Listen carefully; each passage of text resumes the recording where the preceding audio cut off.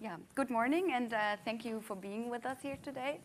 As they already said, I'm Jessica Weiss from Interview Magazine, which is launching here next year in January, and I think you can be excited about that.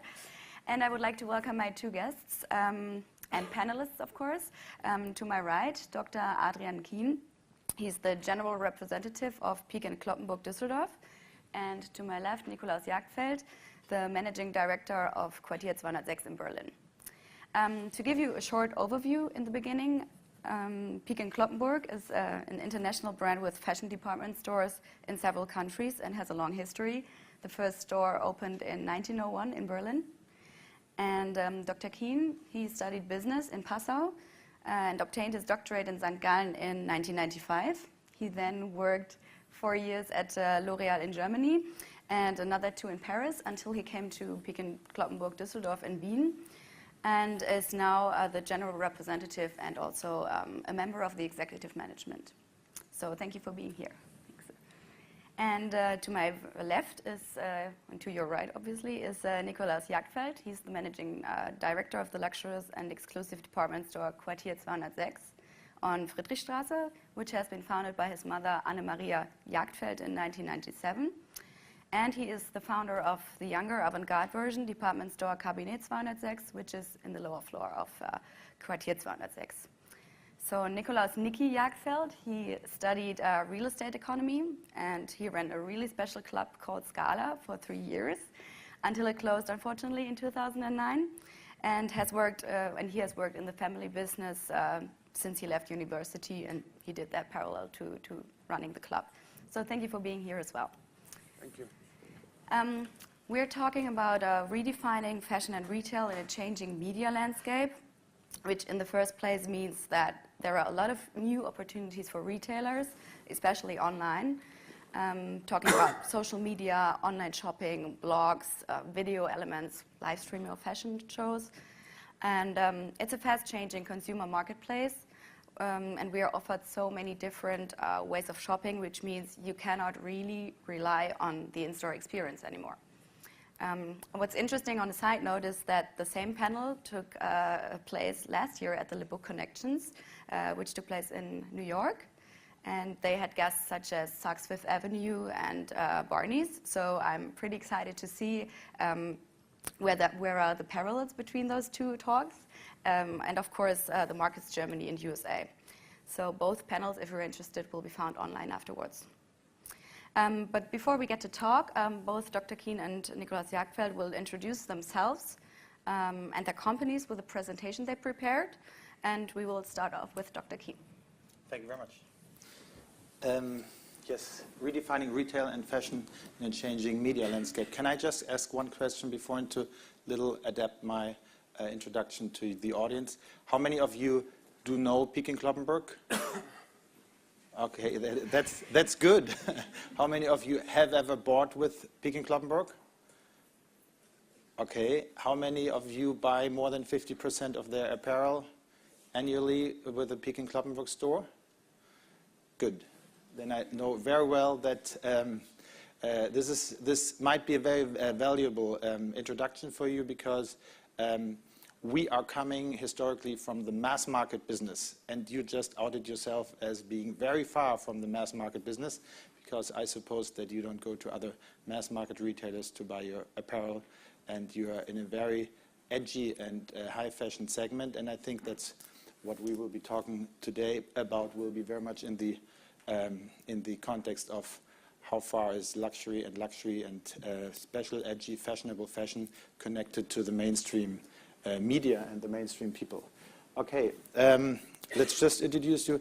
If we talk about a changing media landscape, we've been doing 110 years of retail, as you can see, and if you look at these pictures, a little bit hard to see from the back maybe, so much hasn't changed. So I don't even know why we talk about change. If you look at the store on the upper left, which has been our first one in Berlin, in Gertraudenstraße, and the maybe more modernly built ones by Richard Meier or Renzo Piano. But in the end, it's a building with windows and an entry, and inside you will find several floors of apparel and fashion. And that hasn't changed for 110 years. And if you look at 100 years of fashion, you can say, okay, there might be a slight different approach to wearing a certain costume in the 1901, when Mr. Peak and Mr. Kloppenburg on the upper left founded our company, to models and certain styles in these days. But still, in the end, there's a human body, and he wears clothes to express himself, evidently slightly different expression in the faces, but it's actually the same thing. And if we talk about the third issue, that's about 100 years of advertising or communication about fashion.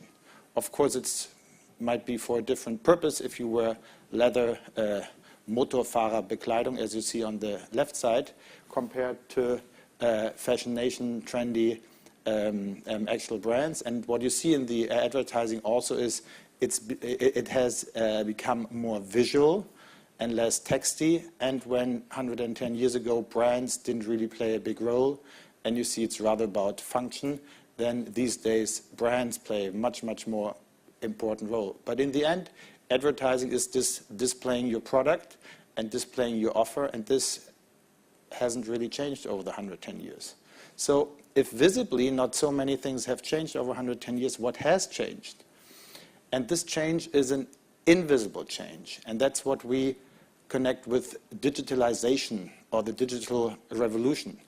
And if you look at this, you can say, yeah, if visibly not so many things have changed in fashion, retail, and communication, because it's still about buildings and people wearing things and things being displayed, then there's something on the side of the consumer that has changed. And that's invisible because it is his attitude, it's his behavior, and this has really, on a revolutionary way, changed over the past 10 years. And one can say it's more fragmentation.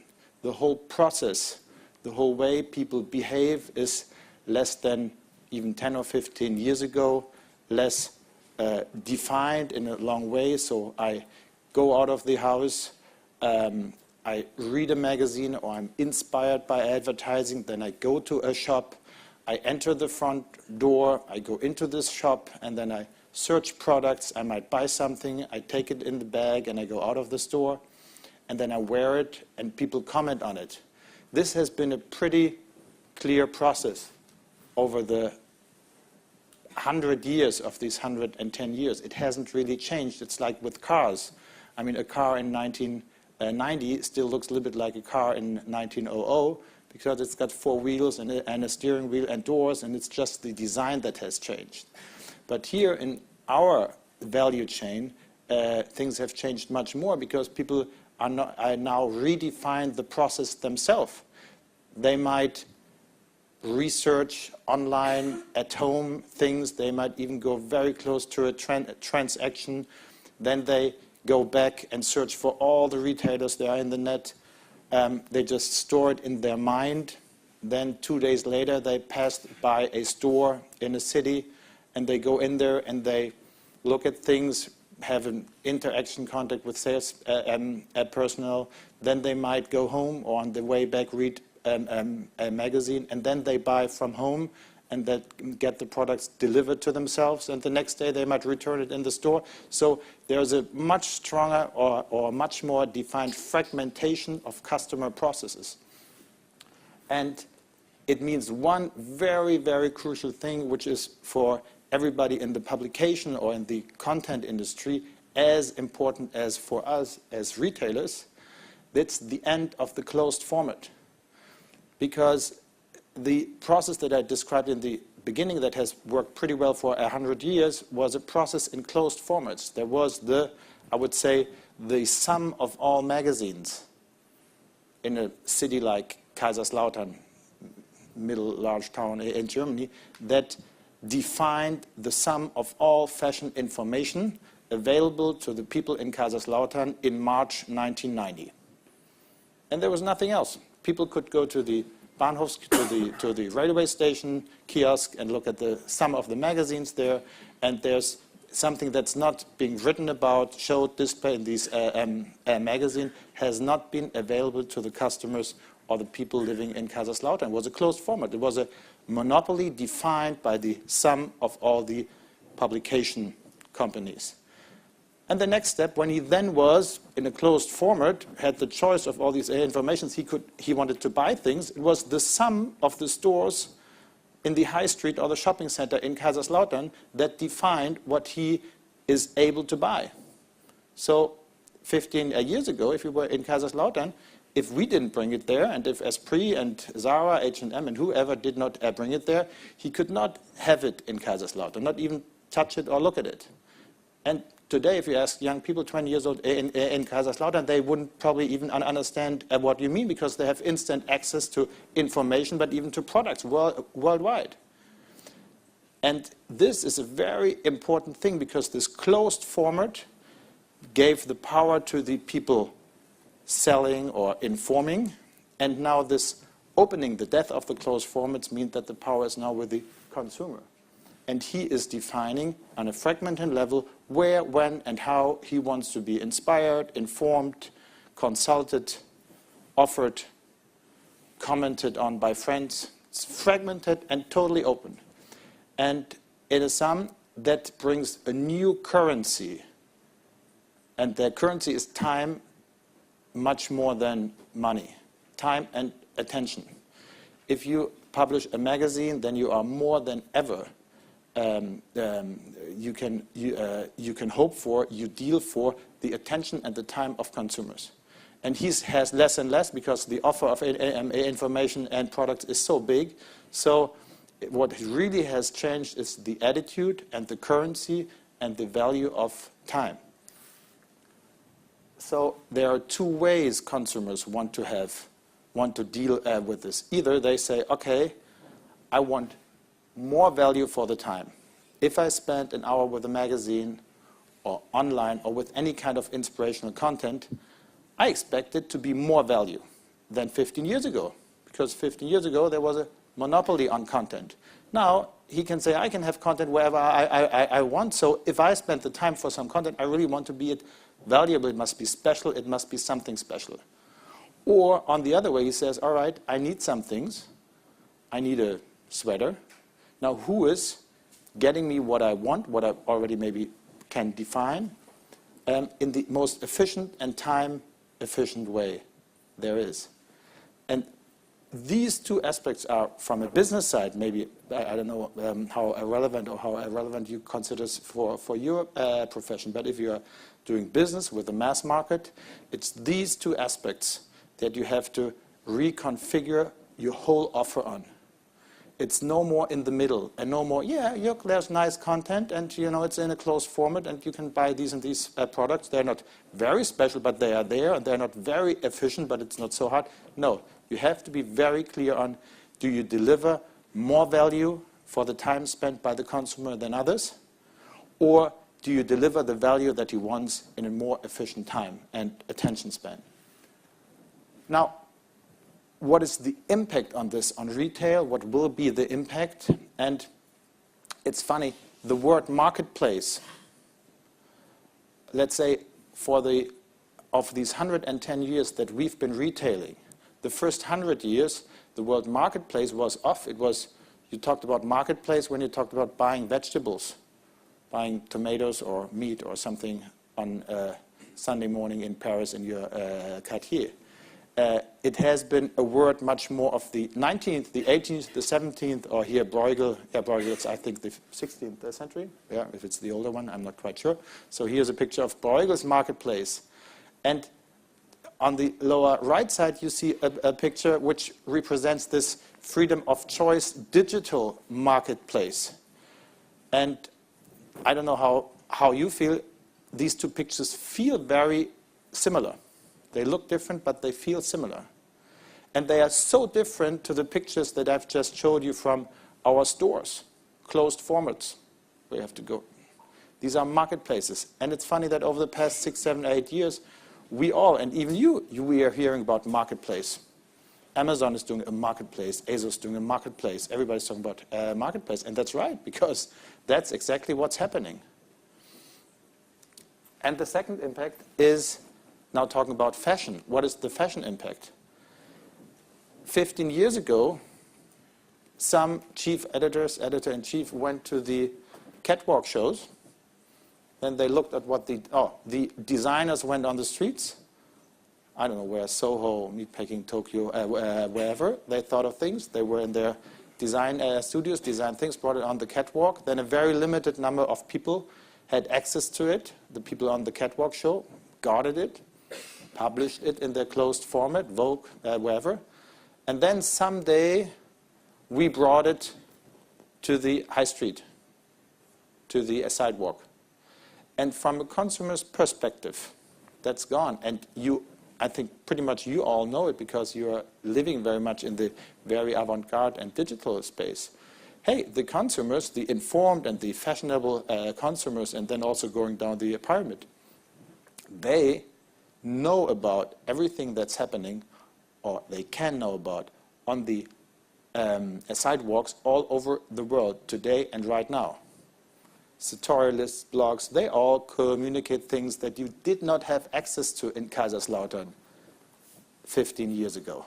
If you sat in Kaiserslautern, you had no clue who was running around Soho in New York. And now you can click it and you know it. And if you're interested in fashion, you are informed. And you might even know it better than some professionals. And then you know about the catwalks. We have live streams of catwalk pictures all around. It's absolutely ubiquitous information accessible for everybody. And that's why from this whole process, from sidewalk to catwalk to a sidewalk, for the consumer now, he wants to see it all. He knows, he understands whether something he sees in his store on the high street really has gone this way from sidewalk to catwalk to a sidewalk. And there was a very intelligent article in the Textilwirtschaft, Germany's textile magazine, this week, talking about Zara going Prada. This speed that this company makes trends coming from the streets or from the catwalk accessible to the people on the high street is very authentic. People feel, people know, people are informed about that Zara is really doing a great job bringing the trends directly to them in a not ever seen speed. And this is something one just has to have in mind, the expectation of the consumers. He wants to have marketplaces, and in fashion, he wants to have companies, brands, magazines delivering him the full integrated information escape from sidewalk to catwalk to sidewalk. Now, what does this mean for fashion retail companies? Now, I can only explain this from a company that first has a mass market history, that has invested heavily in stores all over Central Europe, so we can't just change our business model. What does it mean? How do we cope with this evolution? And there's, first, we have to be even more authentic in the product and the fashion that we offer. Just to go to the high street and say, okay, this is the products and they are now the present trend, and this is not what the consumer wants anymore. He wants proof that your fashion is fashion, that it really comes from the catwalk or even the sidewalk before the catwalk. Fascinating stores. He spends time that today he doesn't necessarily have to spend in our stores. The high street in Kaiserslautern does not anymore have the monopoly saying, if you want to buy something, hey, you can fly to New York, takes you 3 days. So if you don't have 3 days, only 3 hours, then you have to come to the high street, and it's us, and it's our rules. And if we are boring or not, whether the store design, the light is nice, hey, we got you caught. There's no other multi-brand, multi-segment department store in Kaiserslautern, so either you come to us or you're lost. This is gone. So if we want 3 hours of his time spending in our stores, we better make it even more fascinating, making an entertainment experience much more than ever. Storytelling context, same thing. Just to go there and spend time, we have to explain him the product. We have to explain him, we have to give him a world to the product, a story with the product, because everything that he can experience today in the digital space is on one click linked to so many informations, contexts, side issues, links, that if we don't find a way competitive with the information richness of the web to give him an experience that's superior to the one in the digital space, then why should he spend his time with us? So we have to give him a story. Am I too long so people already leave? I think it's okay. Okay. I go through it a little bit faster. Real life entertaining. This has changed. People consider shopping not anymore as, okay, I fulfill my needs. They want to be entertained. It's our role to fill their time with something that pleases them, and this has evolved very much over the past years.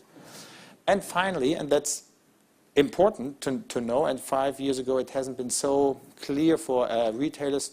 Today it's absolutely clear. The conversion of digital communication, digital technology with mobiles, with anything, makes it that every retailer must, in the next 3-5 years, offer the customers a cross-channel experience. To say, okay, here, no, I'm a high street retailer, I'm doing a great job, and I'm entertaining and storytelling and fascinating, but I have no connection, no seamless interlinkage with your communication scheme on digital devices, technologies, things. No chance. The young customers won't understand why you're not present in this communication field. So why do we think that, is it something very tough for us? Oh, we have these stores now, we have to do all these things. I say, no, there's a huge competitive advantage. And there's been another very interesting article also in the Textilwirtschaft of last year talking about the cost of generating traffic, generating attention and time and passages within the internet with Google. It's so overloaded now. Every brand is sold by 15 retailers in the net, blah, blah, blah. This has become so expensive. So classic retailers like we are in the mass market, we got 107 stores in 15 countries in prime A locations. 450,000 square meters of space that you can use as an entertainment, as a mise-en-scène space. 1,000 blow-ups, 30 million shopping bags that people carry and buy, wear, carry, and bring home. 5 million free cards, 500 million passages, people passing by our stores. Within Google, you have to pay for every click. We have paid it because every classic retailer pays his rent, and that's the equivalent to it. So 500 million passages we already have paid for. So why not use this media space for more than just being there and waiting for someone to coming in and buying something? We got 80 million of these 500 people in visiting the stores, really getting into the stores. We got 60 million personal contacts. So people, one of our 15,000 or 14,000 people on the sales floor, talking to people more intensively, consulting them, maybe showing them people. 60 million live contacts, 14,000 brand testimonials, people working in the company, they have friends that talk about what they do, and we have to activate our employees even more to be part of or be the nucleus of our brand or product message. And we got 5 million customers cards and even 10 million online visits even now when we don't even sell online or don't display our products. So this is a huge, huge fixed media base that classic retailers have. They are present, they are real in the world, and that's just something one has to adapt to the previous shown trends. So what do? We say, yeah, we have to have authentic fashion, so that's what we do. We try to set our steps even up in the chain, go closer to the fashion week, link catwalk stories to our product. We've done so very much with the Berlin Fashion Week, have young designers prizes, so try to find a way to make the consumer clear our whole value chain doesn't start with buying product, it starts much earlier, and we are a brand that tries to bring the catwalk, bring the Fashion Week world also to the high street in Kaiserslautern.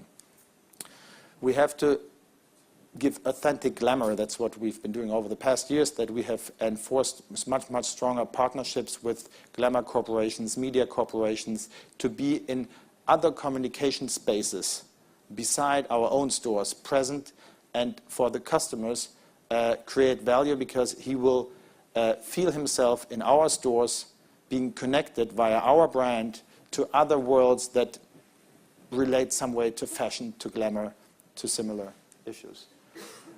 We have marketplace architecture.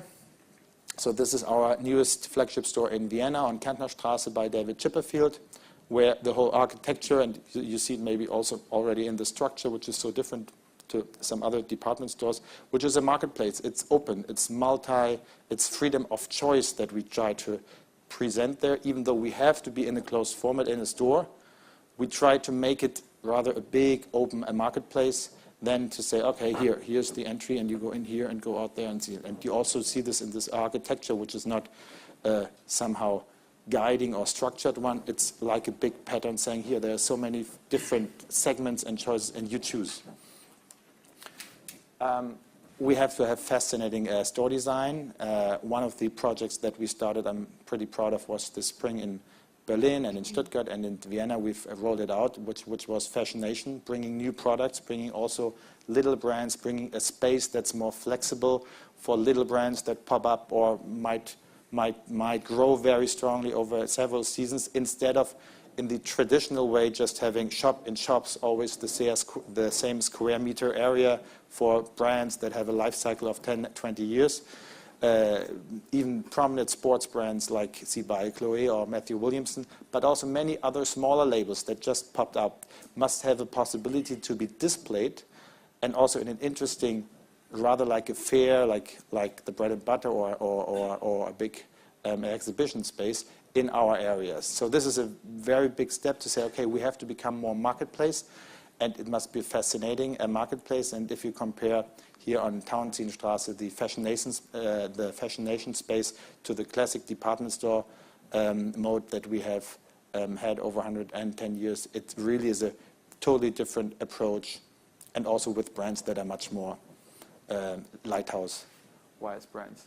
We try to develop storytelling partnerships, having this media power, having fashion as one of the issues that so many other industries of the past 10, 15 years have taken their turnover from. Cars, Mercedes-Benz, Nokia, Vodafone, cosmetic companies, they all take fashion on as a marketing content for their products. So if they exploit our creativity, why shall we not exploit other stories' creativity and say, okay, fashion is such a great, transporter for other stories, that we have said we start with movie corporations, with other corporations, to bring these stories onto our fashion retail space, which works pretty well and is a value added to the storytelling brands as well to us as a story brand.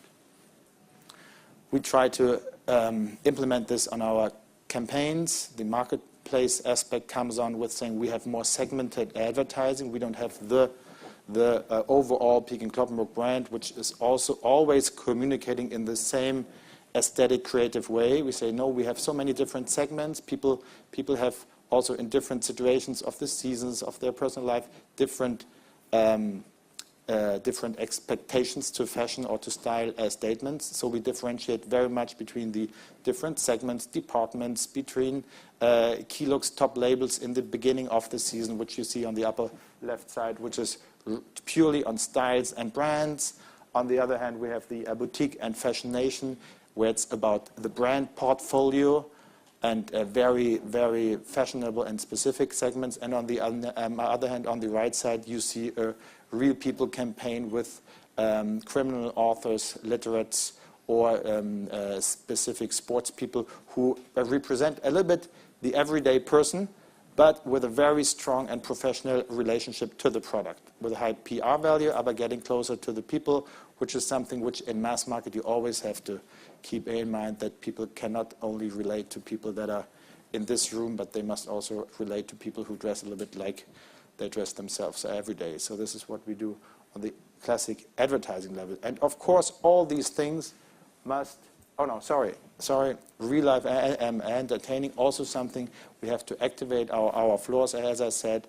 And so we have started much more than years ago to have a regular series of high-value events, not the classic catwalk show, but really full portfolio event nights in the stores with a lot of partners from different segments, and in the core always a certain fashion or apparel issue, from business nights to Fashion Week Roadshow to glamorous nights, which works very well. The people love it. They love in the streets, in the medium cities, to have a little bit of red carpet and Mercedes-Benz and being presented something special feeling. And it's so interesting. We do this on a very large scale basis. We invite per year about 2 million people into the stores, have about 250,000. Our most mass market event product, the pre-sale night, the night before we start the sales season, we invite 1 million Germans and 700,000 Eastern Europeans on one evening into the stores, which is logistically a huge thing, but the people love it. And they love to be there in the evening and have a little bit of special treatment. And it's not for turnover. It's in their minds, even if they come the rest of the year on a Tuesday morning and there's not something special happening, this place is not anymore just a logistical platform where they can get products. They attribute to this place more than just being a retailer. They attribute to be also an entertaining platform, and there's a very strong depot effect that we measure over the time when people have visited on a special night or opening night or something our stores. So this is a very important aspect for the brand building. And of course, and that's what has to cover all this must be cross-channeled. This is something where we've been waiting for quite a time. We haven't started 8-9 years ago with e-commerce as a separate thing. We have waited very long for saying what will be the right model. And we are more than ever convinced, and have been for the past 2 years, that the seamless cross-channel, the combining all the presented issues on a multi-communication way, that's where the world will turn to. And we have to display our products. We have to make the whole process chain that consumers might choose, researching online, buying offline, researching online, searching again offline, then buying online, having it sent, going to the store, choosing things, having things sent from bigger departments, then making a choice and saying, okay, this is something, please send it home. This whole seamless of the seamless service of everything that customers can expect from a no line, so not defined on some channel brand, is something we have to go to. And this, for a retailer, is the biggest task. And it's not a task of communication, of course. It's not a task of creating content, even though you might say, yeah, but to have the right content. Honestly, this is all doable with the right people getting content, with the right network of creatives. But the biggest challenge for a legacy business we have is to get the organization to bring all the issues that we just covered, not only in a 110 years learned process of opening stores at 9 o'clock in the morning, people in, people sitting at the cash desk, the merchandiser there. This changes the whole organization of the 15,000 people company, and that's why when we have discussions externally, yeah, but why don't you start already? You could do so much. To do this, to really deliver all our retail services to customers seamless and cross-channel is a revolution, and this must be structured very strongly on every system level, and so this takes much time. But doing all the things I've just displayed to you and then bringing it cross-channel is a unique positioning for a stationary retailer that no pure player in the net and no other pure player just in stationary retail can compete with in the future. So this must be our ultimate goal. And if we achieve this, then we have what you see here, and there I'm ending, sorry, totally overdone in my time as usual. You see what we've been seeing 2 months ago in the opening of our Vienna David Chipperfield store. After 3 days of totally new media mix, 60% of our media mix was below the line, was live entertaining, was social communication, and only 40% was classic above the line advertising communication, which has been a total revolution to the way we have opened stores in the 110 years before. But we have never had this feeling for many, many years. People standing at 9 o'clock in the morning in the store, and they wanted and just wanted to have it. And the store is in Vienna for the past 2 months has been running like hell, highest productivity we've ever had in the store. People just took this store, this big flagship store, even though we already had a big one in Vienna and still have it, as something special, as a destination place where we want to go. And if we even connect this stronger digitally, then this is where people will want retail and fashion, even in a changing media landscape that we've seen over the past 10 years. Sorry. Thank you for this detailed introduction. Thank you. Thank you. So we'll move on with the next presentation. Yeah, thank you for the presentation and Jessica for the lovely introduction. Once again, my name is Nicholas Jagdfeld and I was introduced as the Managing Director of Cartier 206. First of all, a question, who knows it? I will not ask who bought more than 50% of last year's stuff there. But I would like to take you on a little tour. I'm, as said earlier, working for my family in a family business, and there I'm responsible for our high-end or luxury department, which involves or contains a few lines of business. This is the right button.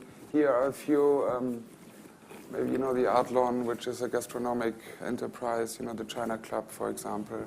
I want to say this because if you look into other economies, for example, America, you see how much of the economy already services make out and not only products. So there will be a shift, definitely also in Germany.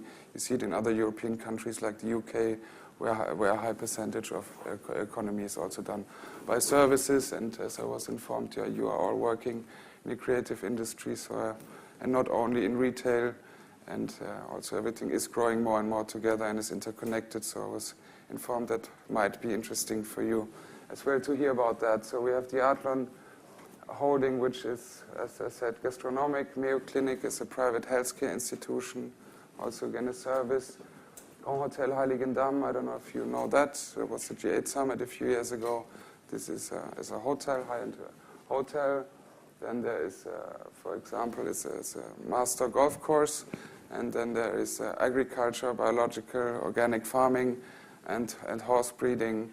So a lot of different products and services I have to deal with, and it's all in the high-end department. So we're coming from the opposite part, actually, and we always have to ask ourselves, what is luxury? 100 years ago, it was luxury to go to a dentist or to have a bathroom with a water toilet. This is now pretty common. And in the last 20 years, we have seen a lot of luxury brands handling themselves not in the right way and getting put down into other levels, for example, Calvin Klein or something like that, which they sold a lot of their licenses. Different people made different business, so it was not one working brand at the end together. You could have them at duty free, but they tried at Madison Avenue at the same time. So that's always very difficult to define and to see what luxury is and to behold this, because that is what we offer, especially in the department store where we 15 years ago, not 100 years ago, started with luxury brands. As Peek & Cloppenburg was the latest to bring in Marc Jacobs. I think my mother was the first one to bring Marc Jacobs to Germany. And since then we have brought a lot of brands into the market. And 2 years ago, my girlfriend is sitting here, Jana, and I opened up the younger version of the department store, which is called Cabinet. I don't know if you know that, because it is always important to have something new, of course, and to experiment, because fashion is always going forward, and you have to bring in new offers to the customers. Have to bring in new offers to the customers without destroying the old business. So if we offer a new brand, sometimes in America the brands work very early on, and in Germany at the same time they don't work, and everybody wonders why. So it's difficult to bring in that into the high-end market. Also, being a stationary shop and only having a single location, every shop has to confront itself with the online and with the new possibilities of e-commerce. therefore, though I think it's not important to be very, very fast because the market is full, there's a lot of money in there. It is really important to know your core business and to translate that into the new channels, to have a model of hyperlocality, or as you said, a seamless business offer where people can buy in-store, return or online, or the other way around, whichever they want. And as a merchant, it is really important and difficult to really take good care of the brands. As we've seen in the last years, a lot of brands just opened up through the internet. And if you, as a consumer, get a product for 5 years just over the price, for a cheap price, it won't trigger your satisfaction as much anymore as when you get something which is always at full price or which is a luxury brand. So in the last few years there was a big shift also in some of the brands received and also what the brands consist of. Many years ago it was important to have big brand names, to have advertising with expensive stars. Now in the last few years it has concentrated a lot again back into the quality of the product. You see the last 20 years there are much more design students or people connected with design or are dealing with design. Generally, the people have their own choice or can make a better choice. They don't need the stamp of the label for it to decide what is good. To decide what is good design. If you see, for example, Apple as a product on the backside, they have written designed by Apple in California and manufactured in China. So the whole process of designing and design is going much further into the center of the society, and it's working in the mass market more and more. 20 years ago, there were just a few boutiques selling expensive clothes, feeding the needs of the people. Nowadays, in every city, you can find a lot of variety. And now, as well, that's why we're here today. The internet is coming on top of that, making it much more difficult and much more transparent.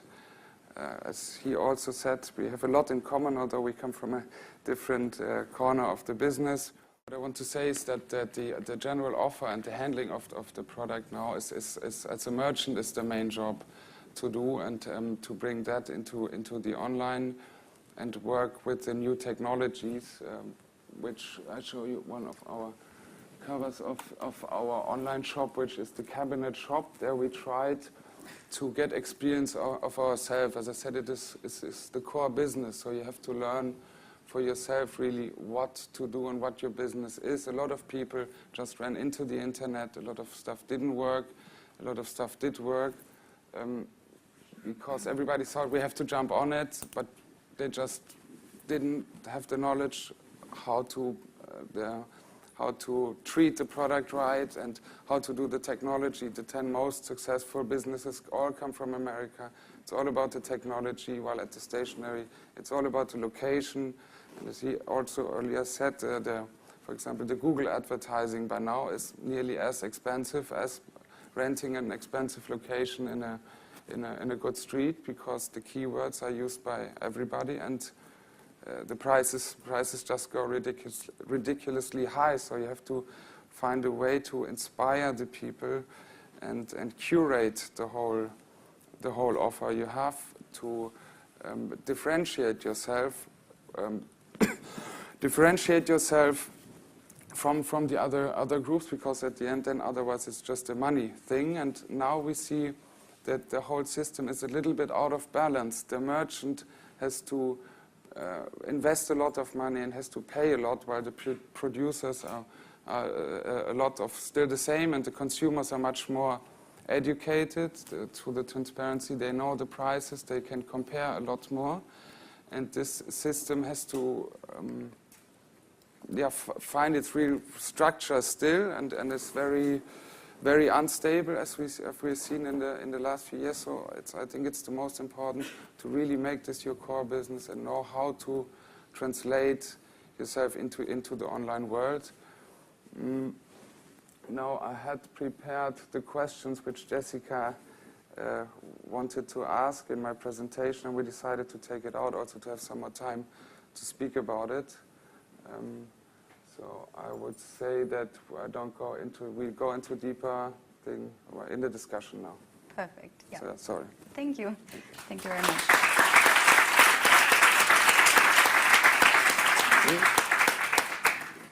Thanks. Yeah, as you've already said, you've both talked about some of the points we're talking about now. And I would like to start with maybe the hardest challenge there is, because, I mean, there is a reason why shopping in stores is such an event. It can't really be replaced, we always thought. I mean, you can go there and you can touch the clothes, you can smell them, feel them.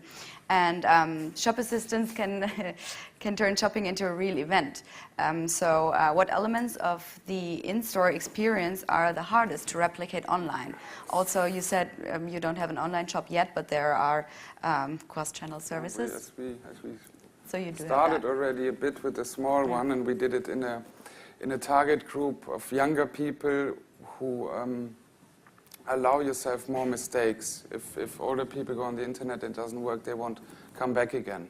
The new generation, of course, if it doesn't work, they download something or they try again on the next day. So we could try out much more in that area. Of course, the first things that were sold over the internet were downloadable things.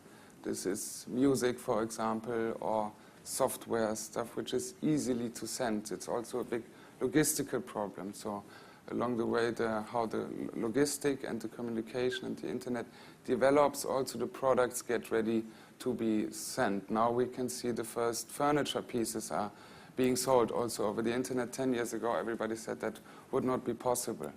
If you see software, I think it's at 60% of the software is sold over the internet. 65% of the music is sold over the internet. And in fashion, I think it's 3 to 4% only yet. We have of maybe now 5, I checked last time 6 months ago, around 5%. So we are right now at the beginning of a big online revolution of retailing, and the next 5 years should see a definite shift from the stores also in Kaiserslautern, who sometimes have it difficult to find a good offer, and to have the location, like for example you have in Berlin, where everybody comes to visit anyway. It is therefore very, very important to try out new things always, and to see how the social and all the in-store experiences can be delivered through the internet. There are now first things of video conferencing, how you get dress consultancy.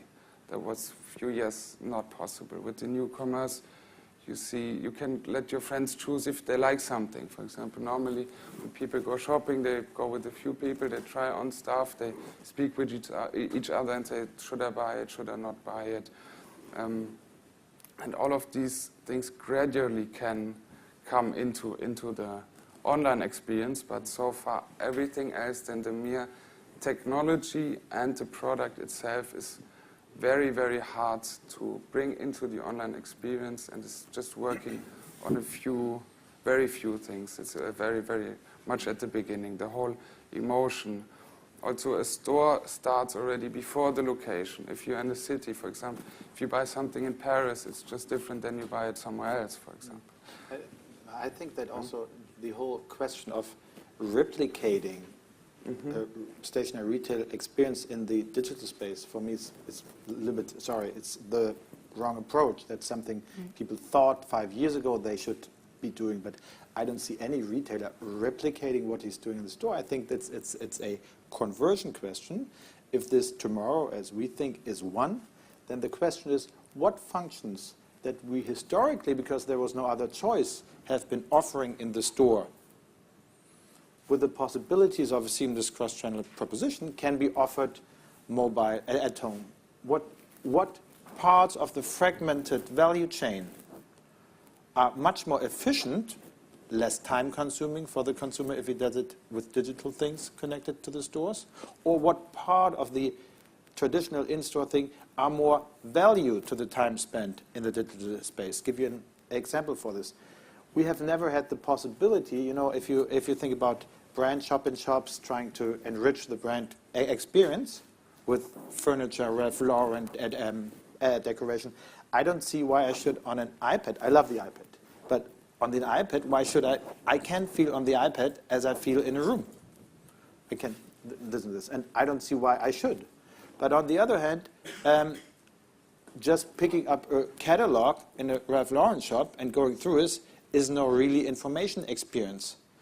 But this can be done much, much more interestingly on the iPad, because I can deep link, I can really understand what's the idea of Ralph Lauren's new collection this fall, blah, blah, blah. So if I link it, I might go to a store, and if they are good and well linked, there will be technologies that I'm not just sitting there, that I can enter the digital space at the same time in the fragment of the moment where I said, oh, this is nice, touching this or this, smelling maybe even. But then, now, before buying this, I would like just to know, is this really the latest thing directly from Catwalk or is it not? And there, the digital part, the communication comes in. Promotions, the same way thing. So there are so many aspects where I can just say, now if I have a seamless cross-channel or organization and proposition, then I can really say, okay, where is stationary, real life, where's the other, where's the mixture, the interesting thing. And if, I don't know who's been to one of the Vogue's fashion night out in New York or even here in Germany, this is so fascinating because you see not people replicating their stores in the net or digital people trying to replicate their business in the stationary space. There are 10,000 people being on the streets, stores open, promotions, everybody having a smartphone, every company, every brand trying out interactive promotion things. It's not replicating and doing two things in two different channels. That's multi-channel, but I don't see the sense. It's cross-channel, combining things. And that's where we add value and create, compared to other things like pure entertaining concepts by going on vacation, spending a weekend here, buying a new gadget for your BMW. That's where you create value to the whole industry, and you don't up just selling the same thing instead of selling it here, selling it there, and then paying your rent and Google for the same turnover. Because if it's only about the customer getting a suit, then I wouldn't need to entertain two channels.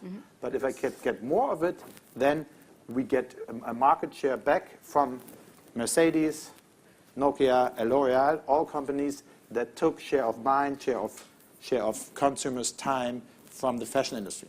And of course it is aiding, it is helping the actual sale. It is preparing, and in the luxury world you always have to load up the brand with the value, and that is much easier and much better to do with the new technologies than with the traditional one-way magazine where people just tell you what will be in next year. It was 30 years ago, they said in Paris, and the journalists and the fashion designer and the owner, and they said next year it's all purple.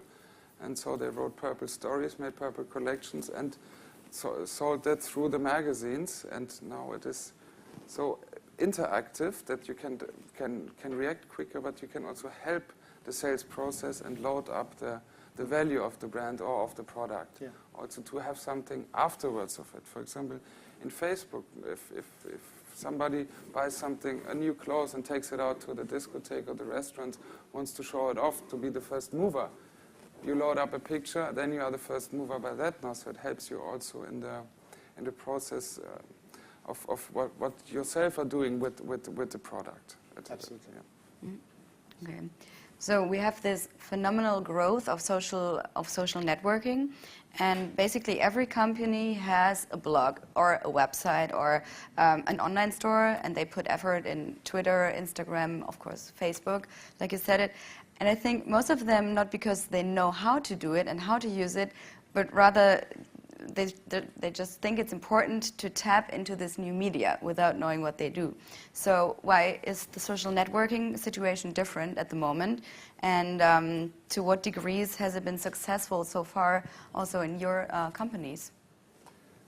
The first internet things were the emails. That were just an exchange or an extension of sending post or letter or advertising to you, which is an aggressive and not communicative way to do that. And now the new wave, the F-commerce, Facebook, really helps you to differentiate to control the depth and the strength of the connection, because a lot of times you get something in your mailbox, you just feel annoyed. There was also with your real post box in front of your Flatso, which when it's full of MediaMarkt or whatever things, now the customer or potential consumer can choose the grade of strength and depth he interacts. So it is very much tailor-made, so you don't annoy the people. But of course, it is really important to be interesting, because boring stuff also doesn't work on Facebook. I think that social media in its broadness and width is that's a communication space. So for people as we are, who earn our money in the end, from the transaction, and everything before and afterwards is things we do to enrich the product experience, so that people buy it. The social area is at the time now a communication space.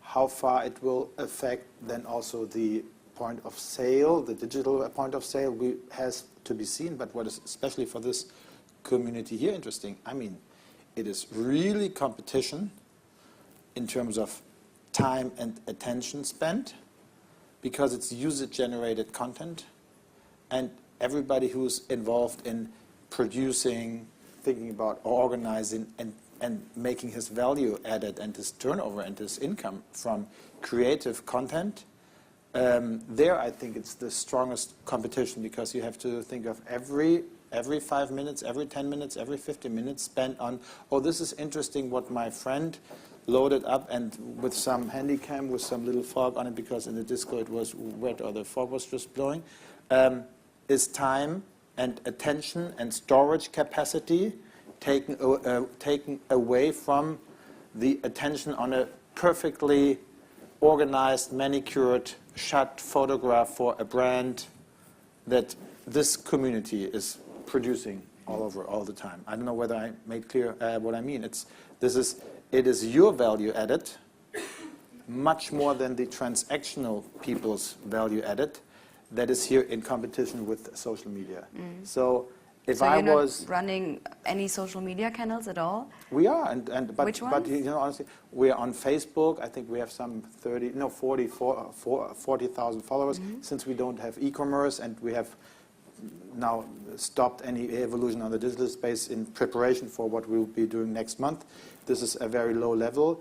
But even if it exploded, we are in the mass market. It's not Gucci, you know. We are not in Icon where it just run, oh, what did he say yesterday? I think that, okay, maybe we'll have 200,000 followers, 300,000. But what do you mean by followers, friends? What can we tell him every day that's really so relevant, special? So this is, I know many great, perfect platforms, and whether it's I don't name them. I don't want to lose one, but forget one who's then insulted. But there are many platforms, but all of them I know they have 30,000, 100,000. Then of course they have the big American ones or interactive ones that might even have more. But this is not mass market. And that's why I say there's a different, that's very important. In the social media, there's such a difference as it is with people, high involvement people. You know, you scroll through blogs, you do this and this and this, because it's a professional issue, and then you do it for your personal being. But if you saw the last picture on my presentation, the people storming the store in Vienna, I mean, these people don't spend their time on Facebook, Twittering, or whatever about fashion. You know, in Kaiserslautern, they got to know about the Fashion Week 2 weeks ago when we brought it to our shopping windows. But before then, I mean, what the hell? You sit there in a suburb of Kaiserslautern, and if you're not one of these growing numbers of 18-year-old fashion victims, then, you know, you sit there. What can you do with the information that you get there? You go out, and then people still wear what they wear. But you're not in Kaiserslautern, you're in Berlin. Is that different? Do you use social media in a different way? Yes, we started to use social media, and of course... When did you start? That's interesting. We started 4 months ago with Facebook, or 5 months ago. Okay, that's quite And, late in comparison. That is quite late, Yeah. but as I said earlier, I think for us it's the job we have to do is not to be very fast and to jump on everything that moves. We have to transform an existing business and enlarge it and make it grow very carefully without losing the core competence. So what did you learn? Because you've been looking at all the markets, and what will you do now with all this? With all We this are, of knowledge? course, still in our learning phase. But Facebook works if you can do it in real time. If you see the old catalog business, you make a catalog, you put the price down, you take the picture, it's there for 6 months, you can't change. In real time, of course, you can change. You see, okay, I have a lot of this product left over. Maybe I can push this somehow, or I can send it to a group of people who might come and buy it then, of course. And it's easier than to send always make a production with a postcard, which always costs, porto, what's that in English, sorry? Postage and the production cost and the layout and everything. So there you can, if you have an in-house layouter, you can do this much more frequently and much more subtle also. And if we do a real mail out, we have to put a lot of stuff in there, of course. And the Facebook, you can just get one message out, one information at no cost and possible turnover for that. Don't get me wrong. I think this is a very important communication space we have to be in. And we've seen when we've been doing the Designer for Tomorrow award here in Berlin on the Fashion Week, we had a live stream and we had over 3 months blogs and bloggers with Marc Jacobs with this. Very fine. But if I look at the numbers of people being interested in it, it is very segmented. And on the other hand, of course, there's a retail brand with 80 million people in the stores each year. Of course, this is a highly relevant issue. We don't want to have people in social media or just posting around, hey, I was in a pink book yesterday and the people at the cash desk called me a thick something. This is something you have to manage because it's the communication space. People don't just stand on their garden fence and talk to their neighbor anymore. It's very public and it influences the brand enormously. But since you asked whether or not and how this will be for e-commerce, transactional, just a communication platform, or even more, whether this changes again the way one organizes the process chain of people buying, I think this is now very much in the beginning. And as 7 years ago, everybody thought, oh yeah, this is now retail, and now everybody moves to digital, and now we know, no, it's going to be cross-channel, convergence, all these things. I think there one has to see 2-3 years which role will this play really for retailers. But you are planning an e-commerce store. We are only planning what we are, as a retailer, you look on your daily turnover the sheet, so planning always 2 months in time. But we will be opening an online fashion window, so we will not starting to say, okay, we start to sell, because long term we want to be seeing this cross-channel as disposed, and the first step will be to say, okay, we prolong the experience in our stores into the digital space with having the people being able to access our product data of 50,000 SKUs in all our stores with availability information. So before they come to the store, they can check. Yeah, and this is a very significant this classic ROPO, research online and buy offline. I mean, if you are a housewife or a professional wife, whatever, in a 16,000 square meter store. No, not you personally. In a 16,000 square meter store like the biggest ones on town, somewhere else. I mean, how many hours would you need to really go through the whole store to have seen, okay, now I know what they have, and this red balloon skirt that I was looking for, they have here from Hilfiger and upstairs from Chloe. But if you sit there on a Sunday evening and say, tuck, tuck, I just tug in, where do they have what? And then I say, okay, they have this and this in the big store, this and this in my nearby store. Then it's a perfect added value because it saves time where the consumer doesn't want to spend time.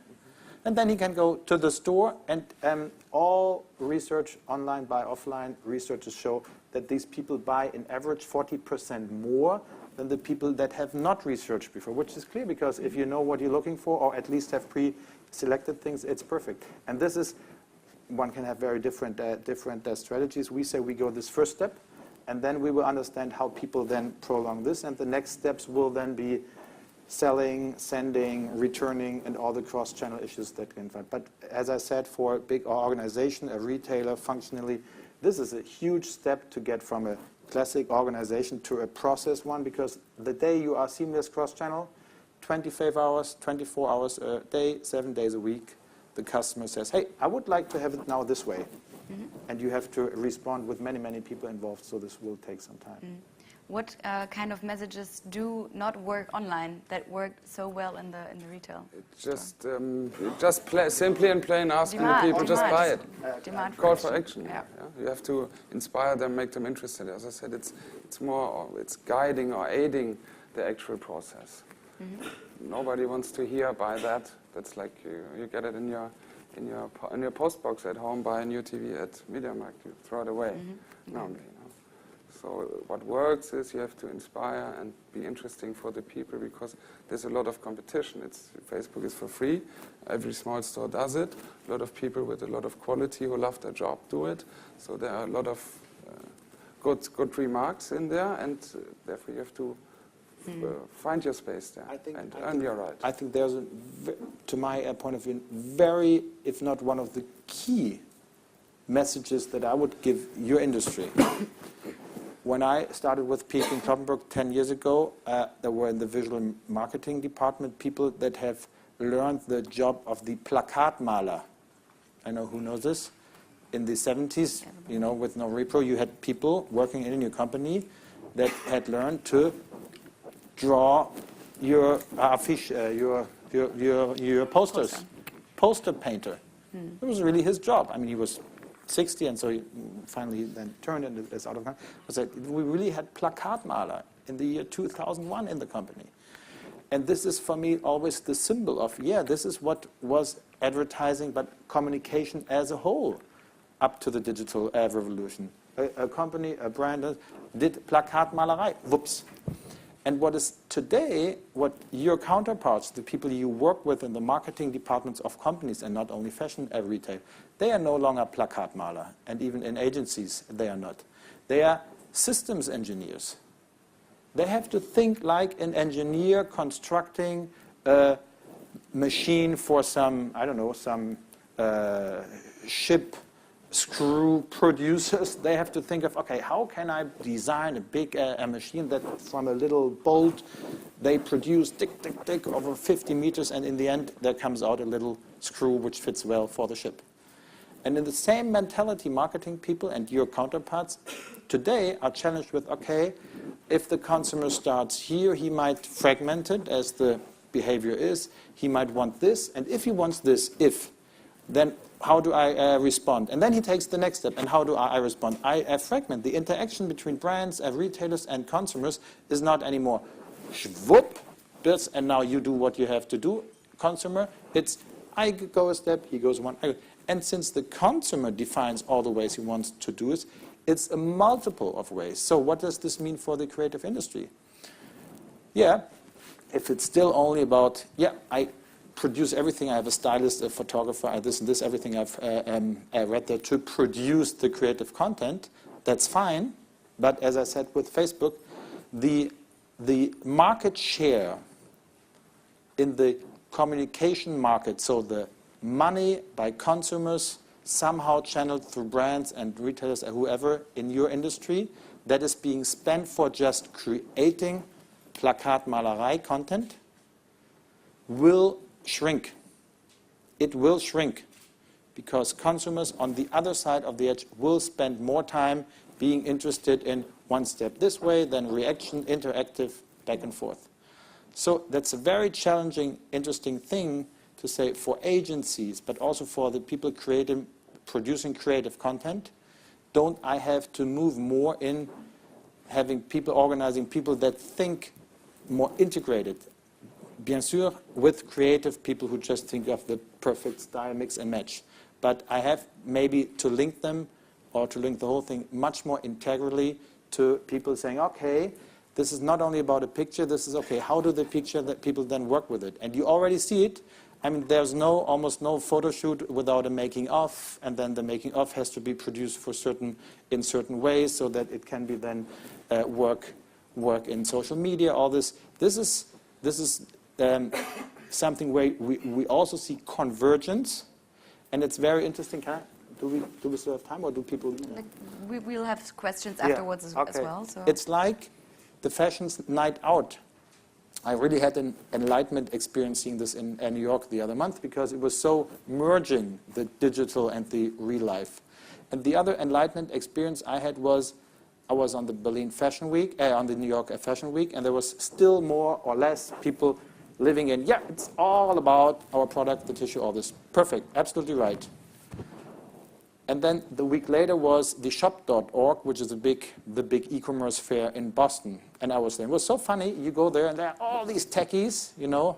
I mean, you would look at them and say, hey, what do they wear? I mean, they think the whole word is, and you said it, is technology, systems, you know.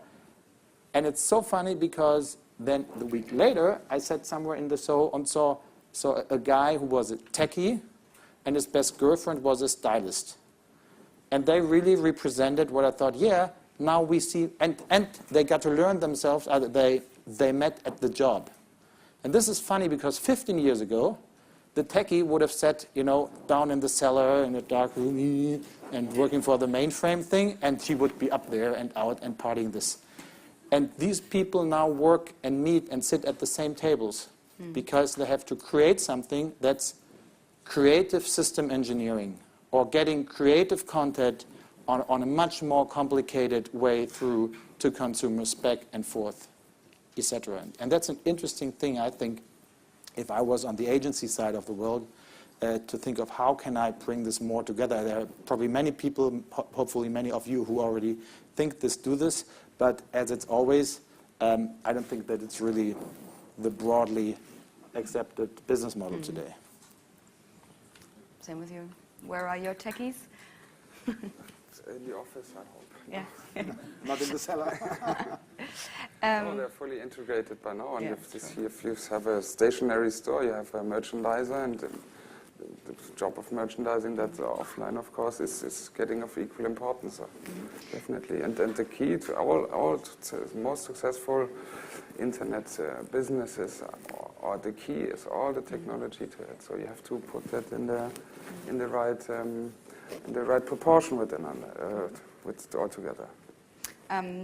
The last question would be that you are collaborating with a big German fashion website from Axel Springer Verlag, where you're showing, you're giving style advice in videos. Not only you have a stylist, and it's like how to style this bag, how do I wear this fur vest, and what do you expect from this collaboration? And again, to learn about the market. It is, of course, an opportunity. I can't go and choose anybody I want to work with. Also, you have to take opportunities, and they offered it to you and asked you? Put a lot of effort into their work, and it is one of the most important businesses of Springer in the last few years. So it is for us a big chance to once get some PR and some publicity, but also to learn more about the consumer behavior, and also just the people who watch and not also buy, to learn more about them. So the people who are watching, are you hoping that they are coming into the store? And definitely some at one point. Did you get feedback on that? I'm not doing it for fun. I know, but did you get feedback on that? Yeah, of course, we get a lot of feedback on that, but I can't say how many sales we get from that, because that is so far not connected. With a lot of electronic things, that's the good thing. You can scale it, and you can see exactly the success. Also for advertising, would have, if you make a big sign somewhere, you don't never know what comes back from it. Now you, of course, know exactly, and then you can also calculate your budget better, or put it in the right proportion again. Okay. Wait a second, we have the microphone here. I think I do have a question which might be best answered by both of you. Don't you think that the big pure online players like ASOS or others will come to the high street as well and ask for Karstadt to rent them the bottom floor and to have an ASOS store. And my daughter, which is like 18, would go there right for the first moment when this will open. So I'm a little bit surprised that you not really, from my point of view, cope with the challenges which I come to see, which like the pure online players coming stationary, and the other thing which I think you didn't have touched as deep, I think you should do, is the mobile revolution. The fact that the people are taking the internet into your store. And all of us was just checking their emails on their iPhone, as I did as well. So what are your answers on these questions? I definitely think that sooner or later, as all businesses, the growth goes down. So Net-a-Porter by now is doing fantastic jumps every year, but in 10, 15 years, when the competition is much higher, they will end up at 5%, 4%, 3%, and then the CEO will come or the investors will come and say, we need 8% or we need 11%. Find a new story, find a new idea. I could imagine also, if you see the role of airports in the next 20 years, that Net-a-Porter will open at some airport in 20 years, definitely. I'm pretty sure that they will do this at one point. But I think first they have to establish themselves in the online market and become a successful, reliable business before they start to think about moving into brick and mortar business. And of course they have much higher returns at the moment as the stationery is bleeding. The cake is not growing bigger, it's just eaten in a different way. The online is taking off business of the stationery. Of course there are new markets coming like Asia emerging market or Brazil, for example, is very, very strong with 35 million new middle-class people who all need a full cupboard and a new car and furniture and everything. So I think definitely they will come and open stores. I think there's one just probably has to differentiate between short and long term. If you take ASOS, yeah, they have discussed many things and tried pickup stations in Boots, which is only the first step to. But right now, as you said, their growth can be so strong in US. All these companies will probably first seek the growth where it's easy and it suits their business logic, which is purely a pure player.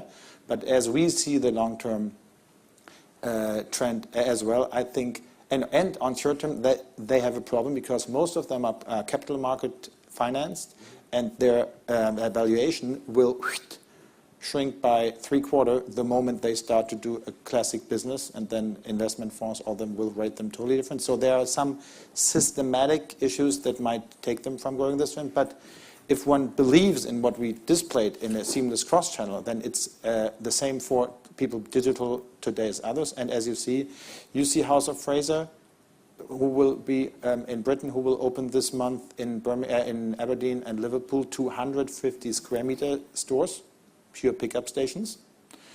You see a Frontline shop with a pop-up store, but I can touch the product store. You see Amazon building Amazon boxes in shopping centers to at least bridge the logistical ways. So you see many things. You see, there's a promotional product I've been presented to the other month, which was Winch, where people then run around, as you say, with their smartphone in the stores. But I think this will still take a certain period of consumer education till they really understand what happens there. So it will come. But, if you look at us, the first step is we bring our shopping window online.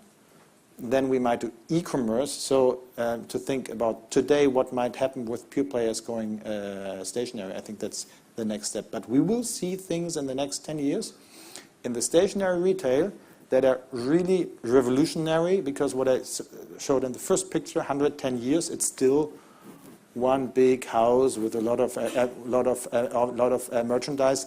This will someday, every year there's a generation on top coming. Why do they put so many sweaters on a table here?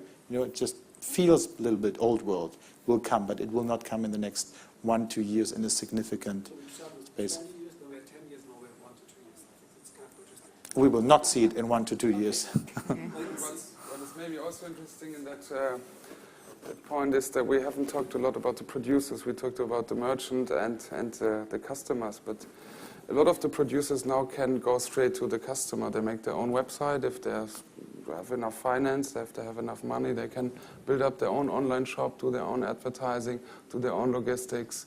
What they might need in 10 years is something to try on in the store. They just need a little space where you can try on the fit, and then you take the coat, go home and choose the color and the fabric and everything, but you still try to fit in the real world somewhere where you can do that. Or if it's perfume or cosmetics or coats. So they need contact in the real world, and eventually might close down some of the monobrand stores, because the online business is enough with locations spread at important points. Like I said, I think the role of airports will very much change. We see that already in all the new airports which are built around the world. What kind of, just been to Hong Kong, they have that looks like Rue Saint-Honoré more or less. For luxury. Yeah, for luxury, yeah, definitely. So that will also change a lot and have an impact on that. And we have another question down here. This is the last one then. No.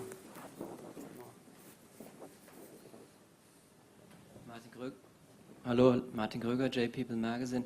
Can you comment a little bit on the relevance of the retail fashion fair being in Berlin, popping up more and more, capsule coming, from your point of view?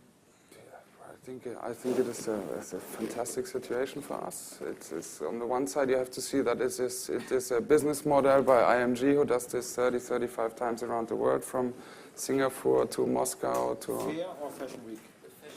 Fair. Bread and butter, premium, all these. I thought Berlin Fashion Week. Then I didn't understand. Right. The retail fairs, from your point of view, is it? I know you're not exhibiting there, but we are buying there, and actually we have our own. We also have in the group brands that we sell to other retailers. So we also exhibit there with Review and McNeil. Us coming from Düsseldorf, which traditionally has been the classic fashion fair that has just now more or less closed down in Düsseldorf, and opened up to just put down the weapons to the showroom idea.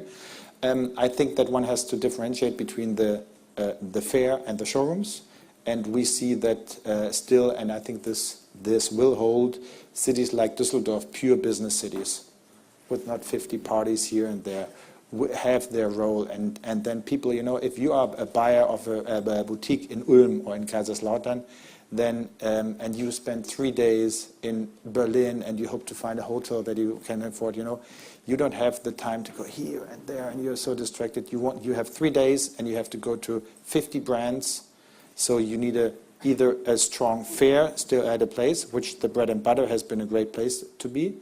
For many other brands, the whole idea of this fair doesn't work that well, and they rather work in showrooms. Then you have the second issue.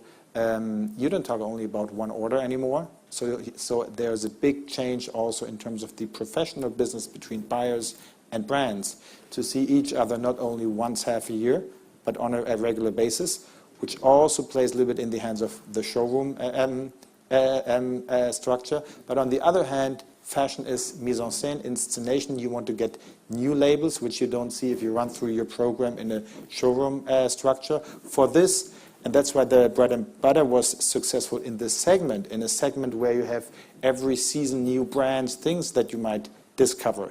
For this, a fair is still the big thing to do, because a fair is to discover, is not to do your modern today 12 months a year running business. So you have a duality for buyers, and that's why I think Berlin is a perfect place for this kind of fair, because the whole city in the German context is still a city of a découverte, of the new things, urban street. Whether for a professional showroom running order business, this is probably not the perfect space for some segments, yeah, but you would want a different structure. And I think in Germany there's a good mix now, with a clear definition of what Düsseldorf is all about and a clear definition of what Berlin can be about. Okay, thank you very much, Dr. Adrian Kien and Nikolaus Jagdwald, and thank you very much for listening.